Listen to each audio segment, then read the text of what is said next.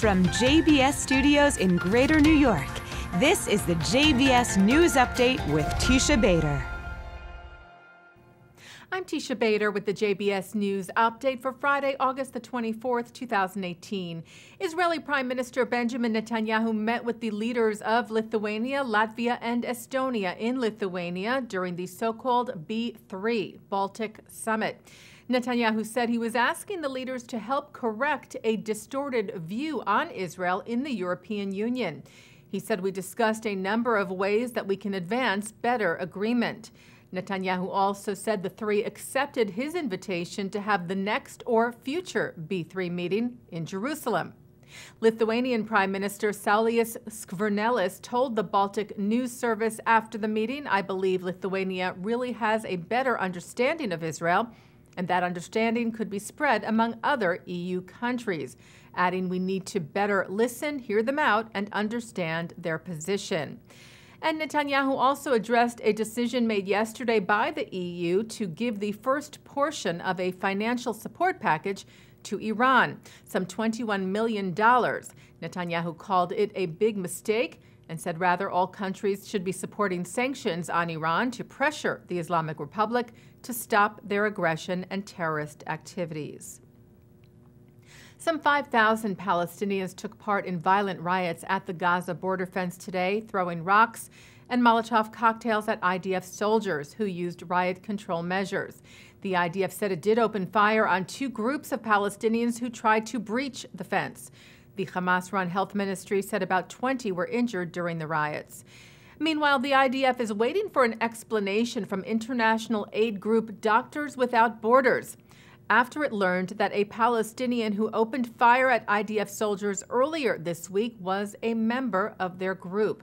As we reported to you, the terrorist shot at and threw an explosive device at IDF forces as he was trying to breach the fence. No Israeli troops were hit. They responded, firing back at the terrorist, killing him. He was later identified as Hani al-Majdalawi, a nurse with the aid organization. The Times of Israel reports that Doctors Without Borders said it is working to verify and understand the circumstances regarding this extremely serious incident. Palestinian security forces are credited with preventing a serious terror attack against Israel this week. Ynet reports that Palestinian Authority forces found a large bomb on the side of a road used by IDF soldiers, Route 443 in the West Bank. The bomb was made up of gas canisters, explosives, and shrapnel, which sources noted matched the type of explosive devices used by terror groups the Palestinian Islamic Jihad and Lebanon's terror group Hezbollah. Sources said the planned attack was meant to target Israeli soldiers and disrupt any possible ceasefire talks going on between Israel and Hamas. Hamas, meanwhile, condemned the PA's actions preventing the attack, saying it was surprised by the ongoing security coordination with Israel in light of what the Palestinian people are subjected to under Israeli policies. The PA later arrested 7 Palestinians in connection with the planned attack, all of whom were said to be members of Hamas. The international soccer body FIFA has ordered disciplinary action against the head of the Palestinian Football Association for inciting hatred and violence towards one of their superstars. If you recall, this past June, Jibril Rajoub called on Arab soccer fans to burn posters and T-shirts bearing the image of soccer star Lionel Messi if Messi took part in an Argentina game in Jerusalem, a warm-up match to the World Cup. As a result of the incitement and threats made to Messi and other players, Argentina canceled the game in Israel.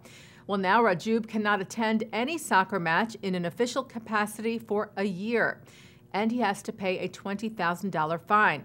Israel had made an official complaint to FIFA after the threats from Rajoub, and Culture and Sports Minister Miri Regev welcomed FIFA's decision. She said FIFA management did what was expected and ruled there is no room for terrorists who incite violence in the world of soccer. An American fighter pilot who was a volunteer during Israel's War of Independence is being given a burial at Arlington National Cemetery. Gideon Lichtman was the last surviving member of the Machal 101 Squadron, a unit of American volunteers, Jewish and non-Jewish, who went to fight for the Jewish state in 1948. Lichtman made the unit's first aerial kill in the battle. Their story was depicted in the 2015 documentary Above and Beyond. Lichtman also fought for the U.S. in the Pacific. He died back in March at the age of 94 and was buried in Florida. He will be interred at Arlington today. And a story of the rescue of Ethiopian Jews in the early 90s will make its world debut next month. Fig Tree was selected for screening at the 2018 Toronto International Film Festival, part of its Discovery section. The film is based on the real-life experiences of its Israeli-Ethiopian director Alamork Marsha, of growing up in war-torn Addis Ababa and being airlifted to Israel in 1991 as part of Operation Solomon. Taking a look now at our programming for tonight on JBS for Friday, August the 24th. Live Shabbat services are coming up at 6 o'clock from New York City's Central Synagogue, followed by American Jewish singer and musician Matisyahu in concert. At 8, former British Chief Rabbi Lord Jonathan Sacks and historian Simon Schama speak at the 92nd Street Y. At 9 o'clock, it's the film A Simple Matter of God and Country. And coming up right after this newscast tonight, a look at this week's Torah portion. And that's the JBS News Update for Friday, August the 24th, 2018. I'm Teisha Bader. Shabbat Shalom.